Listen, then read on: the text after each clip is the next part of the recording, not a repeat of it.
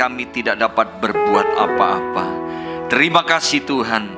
Kami percaya setiap pujian sembah kami kepadamu menjadi korban yang harum yang ditaruh di atas mezbah-Mu dan menjadi kesukaan bagi-Mu Tuhan. Dan tiba saatnya kami duduk diam di dalam hadirat-Mu, kami ingin mendengar firman-Mu. Oleh sebab itu Engkau urapi kami semua, urapi hamba-Mu Tuhan, supaya kebenaran-kebenaran firman-Mu boleh menjadi berkat, kekuatan, nasihat, teguran, didikan bagi kami, sehingga kami boleh mengalami perubahan, pemulihan, bahkan memulihkan, memberikan mujizat-mujizat bagi kami. Terima kasih Bapa, terima kasih Tuhan. Kami sambut kebenaran firman-Mu hanya di dalam nama Tuhan Yesus Kristus. Semua yang siap katakan amin. Beri sorak-sorai bagi Tuhan. Silakan duduk. Shalom. Apa kabar semua? Waduh, luar biasanya kok terdengar mek depan tok saudara ya. Ayo kita sekali lagi. Apa kabar? Berikan tepuk tangan bagi Tuhan kita Yesus Kristus. Karena Tuhan kita Yesus Kristus adalah Tuhan yang luar biasa. Amin. Nah saudara, mari kita buka kebenaran firman Tuhan yang terambil dari Mazmur pasal yang ke-27. Mazmur pasal 27 ayat 13 dan 14. Saya menyampaikan firman Tuhan ini berseri. Jadi saudara walaupun nanti datang 3 kali, nanti tidak sama semua saudara ya. Malah saudara kebanyakan diberkati banyak firman Tuhan. Ya, kita lihat dulu Mazmur pasal 27 ayat yang ke-13 dan ayat yang ke-14. Ayo baca bersama-sama dengan suara yang keras. Mazmur pasal 27 ayat 13 dan 14. Ayo baca bersama-sama. 2, 3. Sesungguhnya aku percaya akan melihat kebaikan Tuhan di negeri orang-orang yang hidup. Nantikanlah Tuhan, kuatkanlah dan teguhkanlah hatimu, ya nantikanlah Tuhan. Firman Tuhan katakan sesungguhnya aku percaya akan melihat kebaikan Tuhan. Untuk kita bisa melihat kebaikan Tuhan memang banyak prosesnya saudara. Ya, makanya firman Tuhan katakan nantikanlah Dia. Nantikanlah Tuhan. Kuatkan dan teguhkanlah hatimu, ya nantikanlah Tuhan. Jadi perlu ditunggu kapan waktunya Tuhan menjawab dan menolong. Dan kita bisa melihat apa yang Tuhan sedang kerjakan dan akan mengerjakan di dalam kehidupan kita. Nah saudara, tadi di dalam sesi pertama saya ambil dari Mazmur pasal 27. Kalau saudara bawa catatan, dicatat saja ayat yang ke-7 sampai ayat yang ke-11, bahwa bagaimana supaya kita bisa melihat kebaikan Tuhan. Yang pertama, tidak bisa lepas yang namanya berdoa, memohon belas kasihan daripada Tuhan. Bagaimana seperti Bartimius yang mengalami kebaikan Tuhan yang begitu luar biasa, di mana Bartimius yang buta diubahkan, ikatan dari kebutaannya dilepaskan dan dia bisa melihat kebaikan Tuhan. Dan yang kedua, hatinya adalah penuh dengan firman. Hatiku mengikuti firman-Mu. Ya, dari Mazmur pasal 27 ayat yang ke-7 sampai 11. Bagian yang kedua adalah hati kita harus mengikuti firman-Nya. Kita ini hidup dalam dua pilihan. Mengikuti firman, dengar firman Tuhan dan melakukan. Atau kita dengar firman Tuhan tapi tidak melakukan. Ketika kita dengar firman Tuhan dan kita melakukan, kita hidup di dalam garis berkat. Tetapi ketika kita dengar firman Tuhan tetapi tidak melakukan, kita hidup di dalam garis kutuk. Ya, kita ini hidup di dalam dua pilihan. Pilihan garis berkat atau garis kutuk. Dan yang ketiga saudara, kita harus percaya bahwa Tuhan selalu bersama-sama dengan kita. Tadi katakan, sekalipun ayahku, ibuku meninggalkan aku, namun Tuhan menyambut aku. Orang tua kita bisa mendampingi kita berapa lama? mungkin bisa 50 tahun. Kalau orang tua kita usianya sampai 90 lebih, ada waktu saya melayani orang tua yang meninggal umur 97 tahun, anaknya umur 75 tahun, saudara. Ya, anaknya juga sudah lanjut usia. 75 tahun berarti mendampingi anaknya. Toh juga pulang ke rumah Bapak.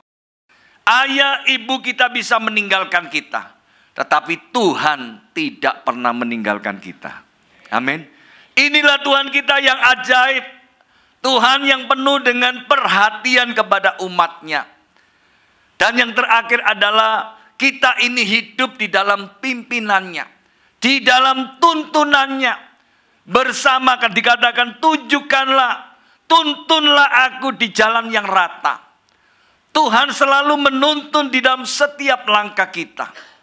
Saudara, di dalam kehidupan kita, jadikan Tuhan itu sebagai partner saudara. Jadikan Tuhan Yesus itu di dalam kehidupan kita sebagai penasehat yang ajaib. Allah yang perkasa, Bapa yang kekal, dan Raja damai. Kalau Tuhan Yesus selalu ada dalam hidup kita, saya percaya kita akan melihat kebaikan-kebaikan Tuhan yang begitu dahsyat. Dan kita lihat lagi sekarang bagian yang sesi yang kedua ini, saudara. Kita lihat di dalam Mazmur pasal 28 ayat 6 sampai ayat yang ke-9. Karena Mazmur 27, 28, 29 itu saling berkaitan, saudara. Ya, kita lihat dulu di dalam Mazmur 28 ayat 6 sampai ayat yang ke-7. Terpujilah Tuhan karena Ia telah mendengar suara permohonanku. Tuhan adalah kekuatanku dan perisaiku. Kepadanya hatiku percaya. Aku tertolong, sebab itu beria-ria hatiku, dan dengan nyanyianku aku bersyukur kepadanya. Ayat 8 sampai 9 baca bersama 2, 3. Tuhan adalah kekuatan umatnya dan benteng keselamatan bagi orang yang diurapinya. Selamatkanlah kiranya umatmu dan berkatilah milikmu sendiri. Gembalakanlah mereka dan dukunglah mereka untuk selama-lamanya. Amin. Saudara, kita perhatikan di sini, kita belajar bersama-sama bagaimana kita bisa mengalami yang namanya kebaikan Tuhan. Tadi dikatakan, sesungguhnya aku percaya akan melihat kebaikan Tuhan. Kata-kata sesungguhnya itu mengandung pengertian ada kepastian. Tidak perlu diragukan lagi. Karena Tuhan sendiri yang berjanji, Tuhan sendiri yang berfirman, sesungguhnya aku percaya akan melihat kebaikan Tuhan. Ya. Bukan melihat kebaikan manusia, tetapi kebaikan Tuhan. Nah, saudara, dari ayat yang kita baca, ayat 6 sampai ayat yang ke-9, kita menemukan beberapa hal bagaimana supaya kita ini bisa melihat kebaikan Tuhan. Yang pertama di sini dikatakan tidak bisa lepas yang namanya tetap berdoa. Ya. Tadi dikatakan terpujilah Tuhan karena Ia telah mendengar suara permohonanku. Jadi ketika saudara berdoa, doa saudara itu didengar oleh Tuhan. Amin. Ya, kalau Tuhan mendengar, langsung dijawab enggak? Ya, belum tentu. Ada yang masih ada di dalam ruang pengharapan. Namanya harap tunggu, saudara ya. Jadi kalau harap tunggu ya tungguan, ya nantikan. Makanya firman Tuhan katakan, Allah membuat segala sesuatu itu indah pada waktunya. Jangan memaksakan kehendak Tuhan. Ya, seringkali kan kita memaksa Tuhan. Tuhan pokoknya, kalau tahun ini Tuhan pokoknya, lu enake dewek, saudara ya. Tuhan dipaksa, ya.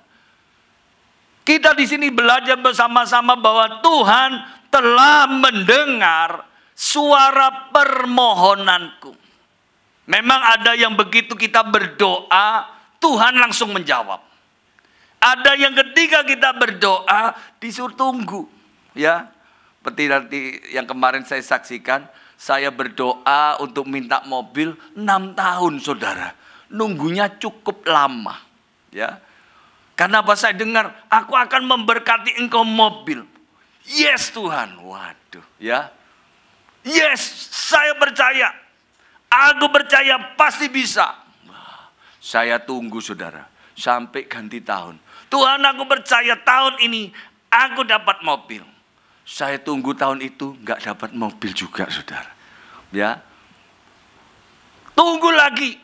Aku percaya Tuhan, aku akan mendapatkan. Tahun lagi tidak dapat lagi, saudara. Sampai tahun keempat, padahal saya dengar, aku akan memberkati. Ya, sampai saya ngomong dengan teman saya ngomong dengan kakak saya, Tuhan mau kasih saya mobil. Sing ngeki kon lho wong gendeng katen. Loh, saudara, saya digendeng-gendeng loh, saudara. Ya. Memang kalau kita mempercayai, mengimani sesuatu yang belum terjadi, rasanya nggak masuk akal. Contohnya seperti ini. Abraham, dari Abram menjadi Abraham. Ketika berkenalan, siapa namanya? Abraham. Bapak banyak bangsa. Bapak banyak anak. Anaknya berapa? Belum punya anak. Lulak gak cocok, saudara. Ya, inilah yang harus ada di dalam kehidupan kita. Bahwa ketika kita berdoa, percaya bahwa kita ini sudah menerimanya.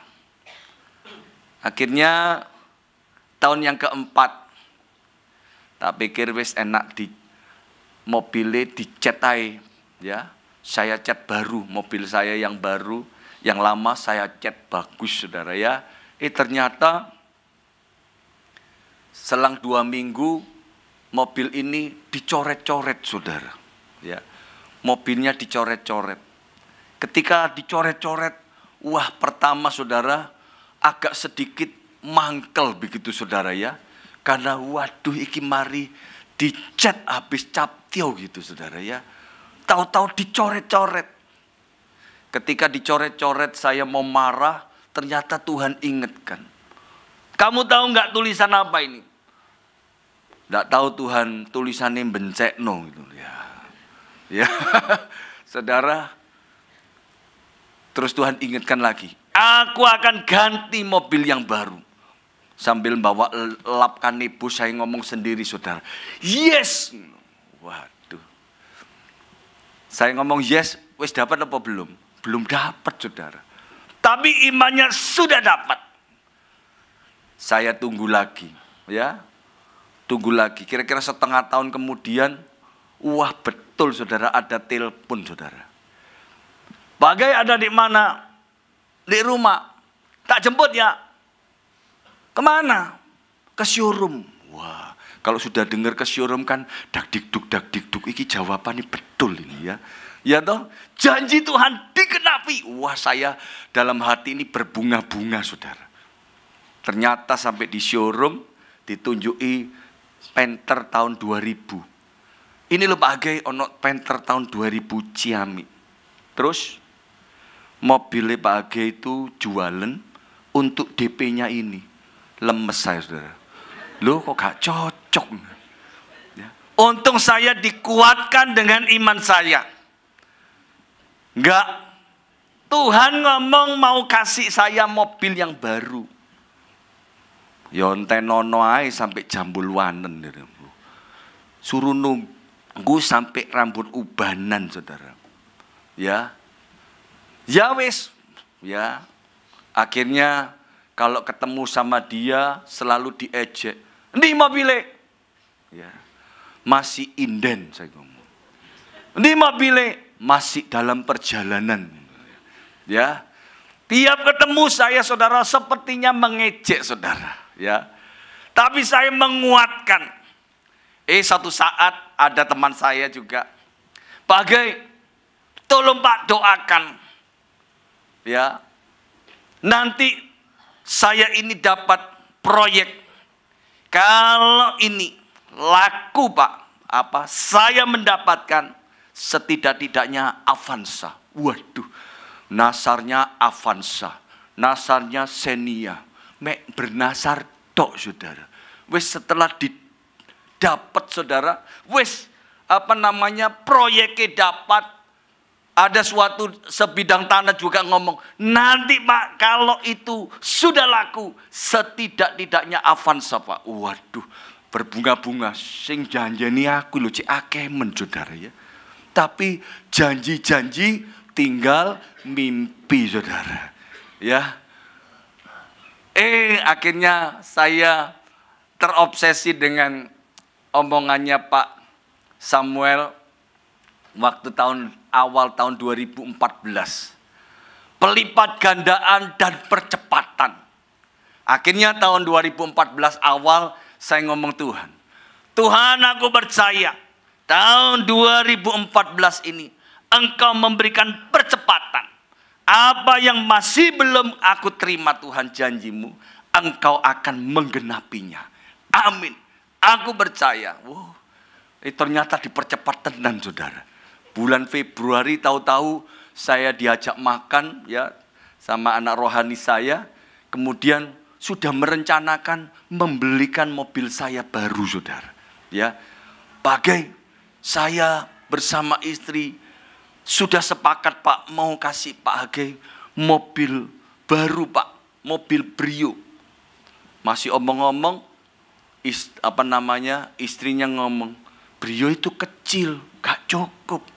Pak Hage ini kalau berangkat pelayanan seringkali satu tim, kalau berangkat gak cukup nanti. Terus ya apa? Ya wis ini ya Pak Hage ya. Jadi mobil baru dipakai 1 tahun saudara. Ya apa Pak? Penternya tak tukari. Loh Panther tahun 95 loh diutukari. Waktu itu mobil Grand Livina tahun 2012. Baru 1 tahun dipakai saudara. Ya. Ya apa Pak? Tak tukari ya Pak. Tadi mobilnya Pak kasihkan saya. Mobil ini bawaan pulang. Tepuk tangan bagi Tuhan kita Yesus Kristus. Ya. Janji Tuhan tidak ada yang tidak digenapi. Semuanya digenapi. Ketika ketemu lagi dengan teman saya pakai mobilnya. Waduh, wes ala ya Pak. Oh sudah, perjalanannya sudah sampai. Ya, perjalanannya sudah sampai. Makanya saudara, kalau saudara berdoa kepada Tuhan, percayalah bahwa engkau sudah menerimanya. Ya, seringkali saya ngomong ya kepada jemaat yang punya toko. Kalau ditanya saudara, pasarannya bagaimana? Luar biasa. Jawabannya luar biasa saudara. Ojo ngomong, waduh Pak, suwepi ditambahi suwepi Pak. Ditambahi lagi pol maneh saudara ya. Wis sepipi pol maneh saudara ya. Lah, makanya engkau katakan luar biasa. Enggak ada sing tuku kok luar biasa. Tidak ada yang beli kok luar biasa ya apa Pak? Yang beli masih di dalam perjalanan. Amin. Nah saudara, saya percaya kalau saudara perkatakan dengan sungguh-sungguh. Ketika engkau berdoa kepada Tuhan sungguh-sungguh, engkau akan melihat kebaikan Tuhan. Amin. Nah saudara, daripada saudara tanya ke kanan ke kiri saudara. Kalau dulu saya belum bertobat, saya tanya orang-orang pinter saudara ya. Waduh, kita harus belajar dari lagunya Ebit saudara. Perjalanan ini rasa sangat menyedihkan. Nah, jadi perjalanan ini kalau kita tanya kepada orang-orang dunia itu sangat menyedihkan. Sudah begitu ditambah lagi. Coba kita bertanya pada rumput yang bergoyang. Loh, coba disuruh tanya kepada rumput. Bukan tanya kepada Tuhan. Tanya kepada rumput. Rumput bergoyang. Jawabannya nehi saudara. Oleh sebab itu berkatakan, aku percaya Tuhan akan melihat kebaikanmu. Dan kita lihat lagi bagian yang kedua.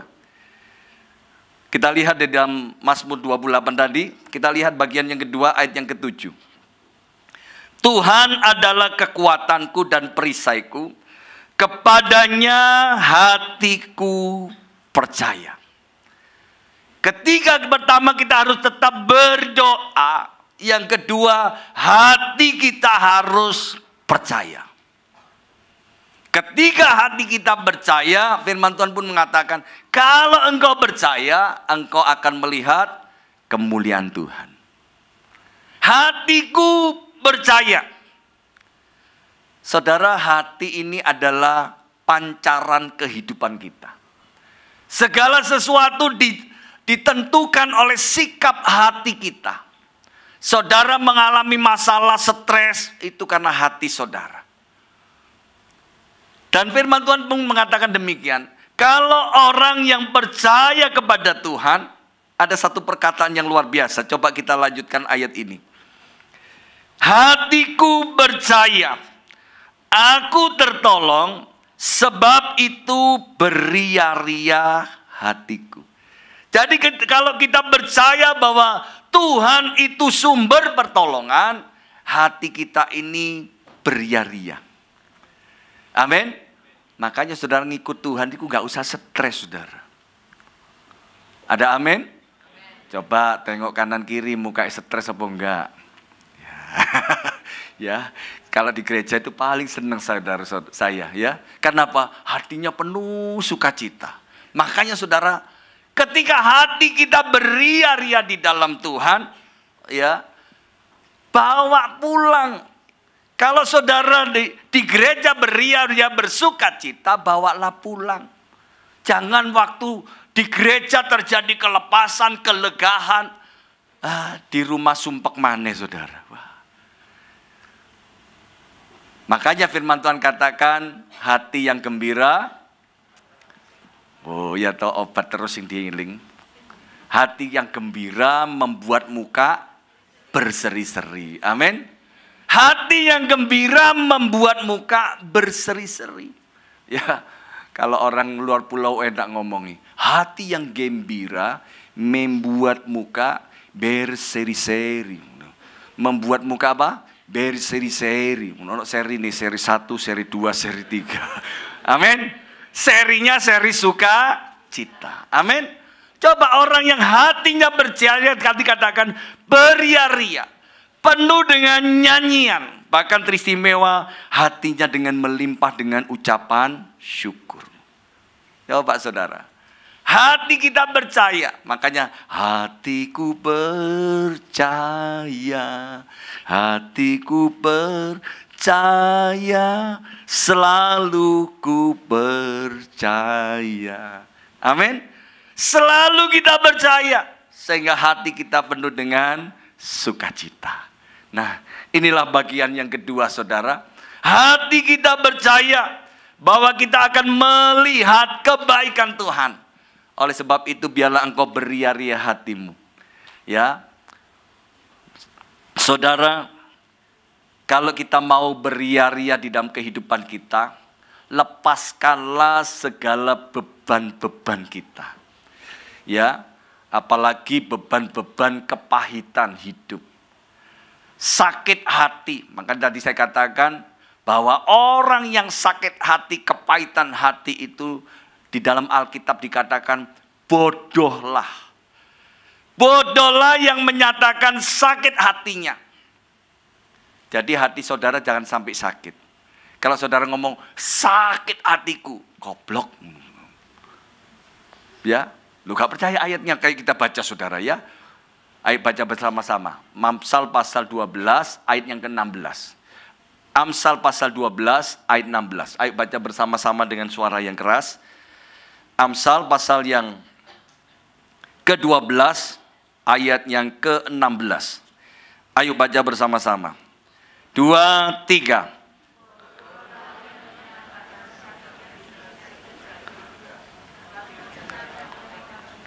Amin. Jadi di sini katakan bodohlah yang menyatakan sakit hatinya. Jadi kalau orang ngomong sakit hati namanya, wis rodok sungkan aku saudara ya. Ya. Nah saudara, seringkali orang tanya, bagaimana apa Pak bisa melepaskan sakit hati? Enak bagaimana tidak bisa merasakan? Ya. Nah saudara, memang sakit hati itu tergantung saudara. Saudara mau melepaskan atau enggak. Ketika saudara lepaskan, ya lepas. Tapi kalau saudara pegang terus, ditanam terus, malah jadi penyakit saudara. Ya, jadi penyakit. Ada seorang ibu marah-marah saudara. Ya. Marah-marah kepada menantunya, kepada anak-anaknya. Dia katakan, Pak Hagai, saya ini sakit hati betul Pak. Saya ngomong, Bu, umur wis tua Bu, ojo sakit-sakit hati. Terus ya apa cara melepaskan? Gampang Bu. Gampangnya apa? Tahu jamu pahitan. Rasanya ya apa? Pahit. Nah, jamu pahitan itu pahit. Kalau minum jamu pahitan, kemudian ditelan bagaimana? Ya memang kalau ditelan itu menghilangkan gatal-gatal. Nah itu. Kalau punya sakit hati kepahitan, ditelan. Sehingga melepaskan gatal-gatalnya kuping, gatal-gatalnya hati saudara. Amin. Nah saudara, jangan minum jamu pahitan cuma dikumur terus saudara. Ya. Coba mau kita lepaskan, kita telan. Ya, seringkali saya ngomong dengan jemaat, wes ditelan saja. Nanti Tuhan akan menyatakan kebaikannya, menyatakan kebenarannya.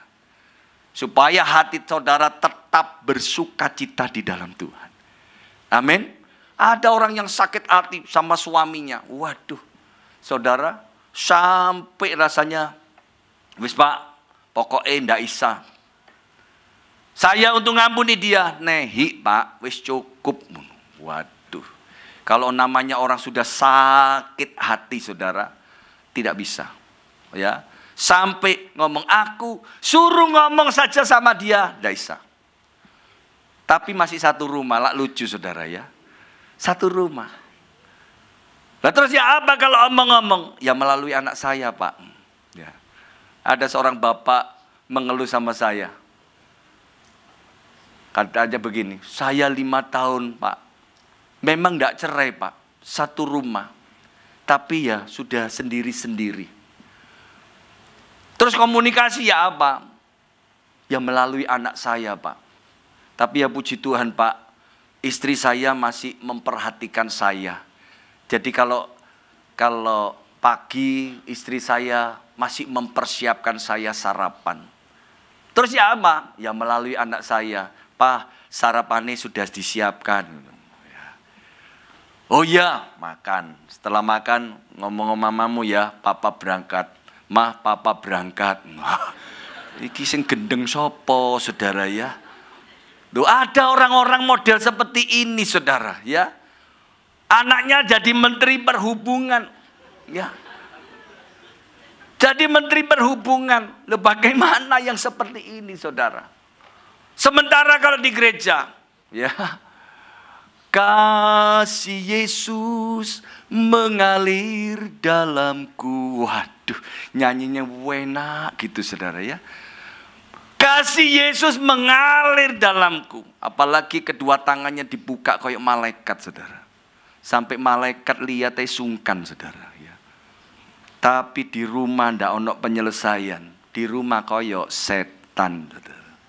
Ya, tapi di Malang tidak ada saudara ya. Ya kalau ada bertobat begitu. Ya, ya saudara. Dan kita lihat lagi sekarang. Kita kembali di dalam poin yang ketiga. Bukan saja hati kita percaya, ayat yang ke-8 di sini katakan demikian. Tuhan adalah kekuatan umatnya dan benteng keselamatan bagi orang yang diurapinya. Jadi bagian yang ketiga ini, bagaimana supaya kita bisa melihat kebaikan Tuhan. Yang ketiga adalah kita harus diurapi. Setiap hari, setiap saat minta supaya Tuhan mengurapi hidup kita. Supaya hidup kita ini diubahkan. Coba ada satu ayat yang luar biasa. Kita lihat di dalam Yesaya pasal yang ke-45. Walaupun mungkin latar belakang kita adalah orang-orang yang rusak, ya, tapi Tuhan tidak pernah melihat latar belakang kita. Karena ketika kita bertobat, percaya Yesus sebagai Tuhan dan Juru Selamat, kita ini diubahkan menjadi ciptaan yang baru. Yang lama berlalu, yang baru itu ada dalam hidup kita. Dan kita menjadi orang yang diurapi. Coba ayat yang pertama kita baca dari Yesaya 45. Ayo baca bersama-sama. 2, 3. Beginilah firman Tuhan. Inilah firmanku kepada orang yang kuurapi. Kepada Kores yang tangan kanannya kupegang. Supaya aku menundukkan bangsa-bangsa di depannya dan melucuti raja-raja, supaya aku membuka pintu-pintu di depannya, dan supaya pintu-pintu gerbang tidak tinggal tertutup. Ayat 2, aku sendiri hendak berjalan di depanmu dan hendak meratakan gunung-gunung, hendak memecahkan pintu-pintu tembaga, hendak mematahkan palang-palang besi. Ayat yang ketiga, baca dengan suara keras. 2, 3. Aku akan memberikan kepadamu harta benda yang terpendam dan kekayaan yang tersembunyi, supaya aku tahu bahwa akulah Tuhan Allah Israel yang memanggil engkau dengan namamu.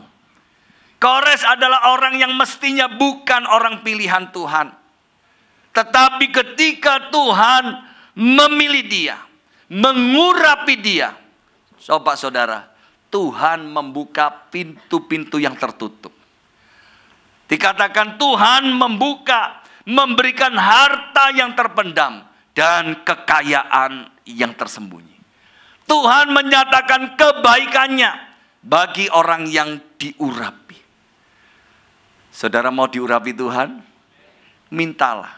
Setiap saat, setiap waktu berlutut di kaki Tuhan. Tuhan, berikanlah aku urapan yang baru. Ya, setiap hari, setiap saat saya berlutut di kaki Tuhan, saya tumpang tangan di atas kepala saya. Tuhan, urapi aku Tuhan. Dengan urapan yang baru. Dengan hikmat yang baru. Karena firman Tuhan katakan, orang yang diurapi adalah orang yang penuh dengan kemenangan. Coba kita baca saja ayatnya. Di dalam Mazmur pasal yang ke-20. Mazmur pasal yang ke-20 ayat yang ke-7. Ayo baca bersama-sama. Mazmur pasal 20 ayat yang ke-7. 2, 3. Sekarang aku tahu bahwa Tuhan memberi kemenangan kepada orang yang diurapinya, dan menjawabnya dari sorganya yang kudus dengan kemenangan yang gilang gemilang oleh tangan kanannya. Sekarang aku tahu, dulu belum tahu, ya. Ketika kita belum percaya kepada Tuhan kita Yesus Kristus, kita belum tahu. Tetapi ketika kita diurapi oleh Tuhan, dikatakan sekarang aku tahu bahwa Tuhan memberi kemenangan kepada orang yang diurapinya. Contohnya Daud. Samuel memanggil keluarga daripada Daud, kakak-kakak Daud, bapaknya Daud, dikatakan Isai, anak-anaknya, ditunjukkan semua mana yang diurapi. Melihat perawakannya yang tinggi besar, Samuel ngomong bukan ini. Manusia melihat apa yang dilihat mata, tetapi Tuhan melihat hati. Sebetulnya Daud tidak masuk hitungan adalah orang yang dipilih. Karena apa? Waktu dikumpulkan semua, Daud sedang menggembalakan kambing domba. Tuhan mengurapi orang yang sungguh-sungguh selalu mencari dia dan hidup di dalam hadiratnya. Ketika dilihat oleh Samuel, ketika Daud menampakkan diri, dikatakan inilah dia, orang yang diurapi. Dikatakan Daud mukanya kemerah-merahan. Parasnya apa saudara? Parasnya elok. Orang yang selalu hidup dengan Tuhan, parasnya elok. Orang yang jauh dari Tuhan, parasnya elek. Nah, sekarang toleh kanan kiri, elok apa elek? Nah, ya. Saudara, kalau kita hidup dengan Tuhan, kita ini diterangi. Ya. Kita ini diterangi oleh sinar kemuliaan Tuhan. Muka kita jadi elok. Tapi kalau kita tidak hidup di dalam hadirat Tuhan, tidak diterangi oleh Tuhan, gelap saudara. Ya, waktu lihat gak ketok. Coba lampu ini tiba-tiba mati. Saudara toleh kanan kiri semua jadi gelap. Ya toh? Tidak menampakkan cahaya. Demikian juga di dalam hidup kita. Ketika kita diurapi, ketika Daud diurapi oleh Samuel, dikatakan sejak saat itu berkuasalah roh Tuhan atas Daud. Saudara mau roh Tuhan berkuasa atas saudara? Minta supaya saudara diurapi Tuhan. Ketika saudara diurapi oleh Tuhan, ada kuasa yang mengalir. Ya, makanya tadi katakan penuh dengan kemuliaan Tuhan. Awal hidup kita mungkin penuh dengan selubung. Ya. Hidup kita penuh dengan kebohongan. Tetapi ketika engkau diurapi oleh Tuhan, diterangi oleh Tuhan, saudara menyadari, wah, saya tidak boleh melakukan ini. Ya. Nah, saudara, inilah yang harus ada dalam hidup kita. Dan kita lihat lagi bagian yang terakhir. Kita kembali di dalam Mazmur 28 tadi. Kita lihat ayat yang ke-9. Dikatakan demikian, selamatkanlah kiranya umatmu dan berkatilah milikmu sendiri. Kata-kata berkati milikmu sendiri, saudara beri garis bawahi. Berkatilah milikmu sendiri. Gembalakanlah mereka dan dukunglah mereka untuk selama-lamanya. Saudara percaya milik Tuhan? Amin. Kalau kita menjadi orang miliknya Tuhan, Tuhan itu selalu memperhatikan miliknya. Saudara memiliki mobil saudara perhatikan enggak? Pasti diperhatikan. Kalau enggak diperhatikan, ya, bahasa Yunani ini legrek saudara. Ya, Yunani kalau ngomong kan seperti itu. Wow, kalau kamu gak dirawat, legrek kan begitu ya. Mobil bisa rusak. Umpamanya begini, biasanya ada catatannya. Oh, sekian ribu itu ganti oli. Sekian ribu power steeringnya, balancingnya harus diservis lagi. Dipelihara, dirawat. Kalau RPM-nya menunjukkan bensinnya habis di meternya, speedometernya menunjukkan bensin habis. Kalau nggak dikasih isi bensin, ya siap-siap menunggu mogok, saudara. Saya percaya kita dengan Tuhan juga begitu. Tuhan sangat memperhatikan miliknya. Coba kita baca saja ayatnya di dalam 1 Petrus pasal yang kedua. 1 Petrus pasal yang kedua ayat yang ke-9. Ayat ini sudah tidak asing lagi. 1 Petrus pasal 2 ayat yang ke-9. Sampai ayat yang ke-10. Ya, saya bacakan dulu ayat 9. Tetapi kamulah bangsa yang terpilih, imamat yang rajani, bangsa yang kudus, umat kepunyaan Allah sendiri, supaya kamu memberitakan perbuatan-perbuatan yang besar dari Dia yang telah memanggil kamu keluar dari kegelapan kepada terangnya yang ajaib. Ayat 10 baca bersama 2, 3. Kamu yang dahulu bukan umat Allah, tetapi yang sekarang telah menjadi umat-Nya, yang dahulu tidak dikasihani, tetapi yang sekarang telah beroleh belas kasihan. Ketika kita menjadi miliknya Tuhan, hidupku bukan aku lagi, tetapi Kristus yang hidup di dalam aku. Kalau Kristus hidup di dalam aku, saya percaya kita ini punya kepekaan, ada signal, saudara. Ketika kita mau melakukan hal yang berbau dosa, signal itu pasti berbunyi. Titit, titit, jangan lakukan ini. Ya, karena kita milik Tuhan. Apalagi kita selalu bersama-sama dengan Tuhan. Tuhan selalu memperhatikan dan mengingatkan. Kalau kita ini sudah diingatkan, titit. Oh ya, kita harus cepat sadar. Oh ya, saya tidak boleh melakukan. Tapi kalau saudara, begitu saudara dengar titit. Wah, saudara tidak memperhatikan. Bahkan saudara tetap melakukan. Awalnya masih dengar. Kedua mungkin masih ada dengar. Ketiga mulai samar-samar kedengarannya. Keempat, kelima, ketujuh. Sudah babat titit, babat totot, saudara ya. Tidak akan pernah diperhatikan. Kehilangan yang namanya kepekaan.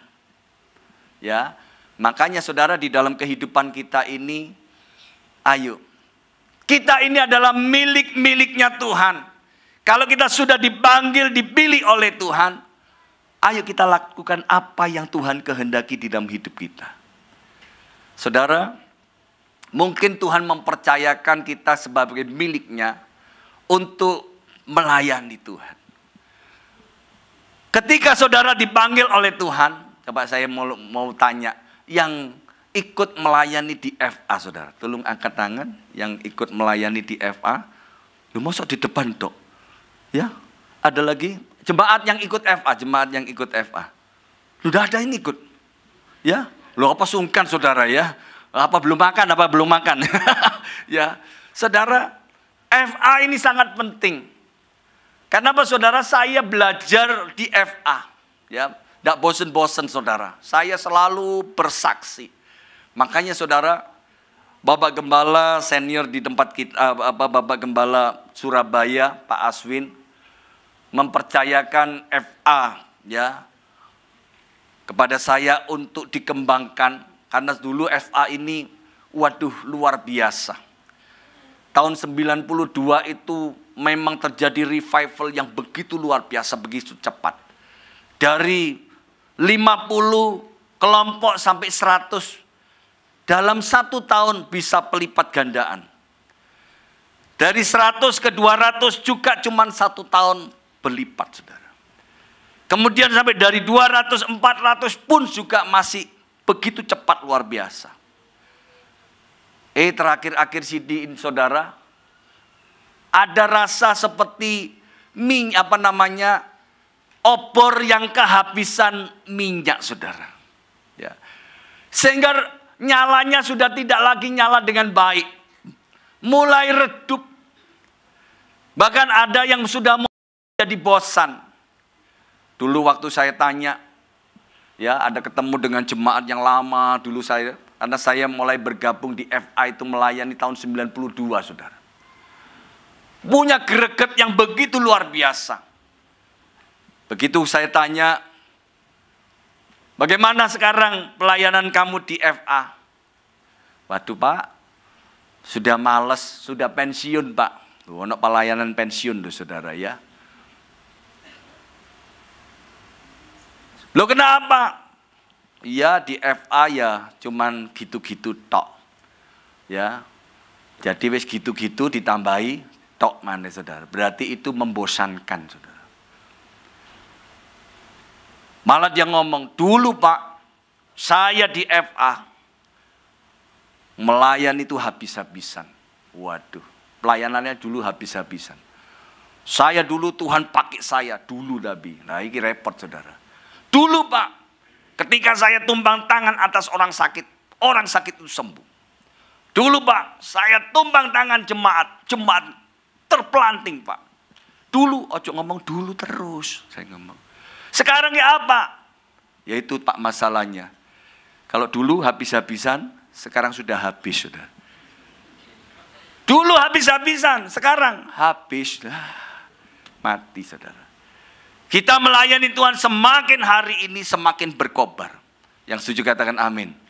Saya percaya, saudara, Di tempat ini, tempat ini tidak akan cukup, saudara. Jadi saya percaya nanti akan mengembang ke kanan dan ke kiri. Kok diem semua, saudara? Saudara percaya? Saya percaya, saudara. Ya, akan terjadi satu kegerakan yang begitu luar biasa. Tuhan memunculkan hamba-hamba Tuhan. Generasi-generasi muda yang dipakai oleh Tuhan. Kalau saudara mau sungguh-sungguh. Karena saudara adalah miliknya Tuhan. Amin. Ya, inilah firman Tuhan. Saya minta pemain musik kembali dan worship leader. Kita masuk di dalam hadirat Tuhan. Kita datang kepada Tuhan dengan sungguh-sungguh. Supaya kita benar-benar melihat kebaikan Tuhan yang begitu dahsyat. Oh ramata shikata karama kuriala mata shikita karama. Ya rama kuriata shikita karama kuriala.